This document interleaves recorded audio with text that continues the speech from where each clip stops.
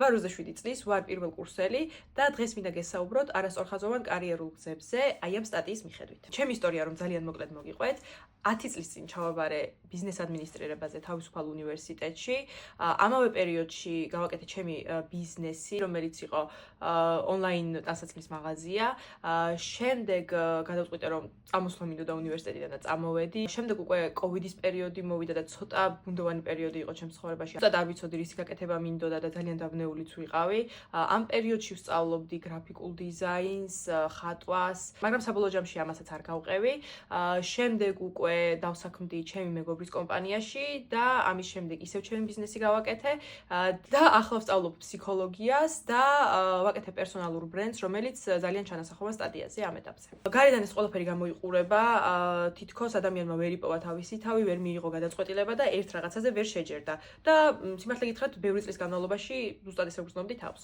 სტატიას რომ მივუბრუნდეთ, ამ სტატიაში არის ნახსენები კვლევა ჰარვარდის, რომელიც იკვლევს ადამიანებს, რომლებმაც არატრადიციული კარიერული გზები არჩიეს. და აღმოჩნდა, რომ ამ ადამიანებს აქვთ ძალიან მაღალი კმაყოფილების მაჩვენებელი თავიანთი კარიერისგან. სტატიის ცენტრალური ფრაზა არის „ააშენე კომპასი და არა რუკა“. წფივი კარიერული გზა არის მე-20 საუკუნის დანატოვარი და ის გვპირდება სტაბილურობას თუ გადავდგავთ ძალიან კონკრეტულ ნაბიჯებს. მაგრამ სამყარო იცვლება და დღეს უკვე ძალიან ბევრმა ადამიანმა აღმოაჩინა, რომ ეს რუკა უბრალოდ აღარ მუშაობს დღევანდელობაში. მეორეს მხრივ, არაწრფივი კარიერული გზა გვაიძულებს, რომ საკუთარ თავში ჩავიხედოთ და დავუსვათ საკუთარ თავს ისეთი შეკითხვები, რომლის დასმის საშუალებაც იმ ადამიანებს, რომლებიც არიან ტრადიციულ კარიერულ გზაზე, შეიძლება არც არასდროს არ მიეცეთ. ასევე გვაძლევს ძალიან უნიკალურ შესაძლებლობას, რომ ძალიან ბევრი რაღაცა მოვსინჯოთ და გადავწყვიტოთ, მოგწონს თუ არა ეს კონკრეტული გზები. და ყოველი ეს მცდელობა ჩვენს თავზე რაღაც ახალს აღმოგვაჩენინებს.